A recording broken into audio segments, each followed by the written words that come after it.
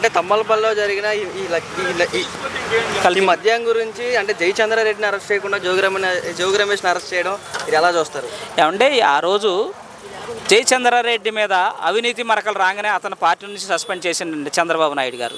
ఇవాళ జోగి రమేష్ గత 6.5 సంవత్సరాలని కల్తీ మద్యం తయారు చేస్తూ ఈ రాష్ట్రంలో మీ ఆది నాయకుడు మాజీ ముఖ్యమంత్రి జగన్మోహన్ రెడ్డి గారు జే బ్రాండ్లు తీసుకొచ్చి చరిత్ర ఎవరిదండి?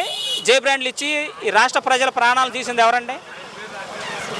ఆ రోజు విజయవాడలో సెంట్రల్ ఎమ్మెల్యే ఎవరైతే మాజీ ఎమ్మెల్యే మల్లాది విష్ణు బారులో కల్తీ మద్యం తాగి ప్రజల ప్రాణాలు పోతే నువ్వు ఎక్కడున్నావు? నీ సహచర ఎమ్మెల్యేగా ప్రజల ప్రాణాలను కాపాడావా? ఈ రాష్ట్రంలో జే బ్రాండ్ కల్తీ మద్యాలు తయారు చేసింది ఎవరంటే మీ గవర్నమెంట్లోని కాదా? జగన్మోహన్ రెడ్డి కనుసంధంలోని నువ్వు ముఖ్య పాత్ర పోషించావు కనుక మాట్లాడే నైతిక హక్కు జోగి రమేష్కి లేదండి.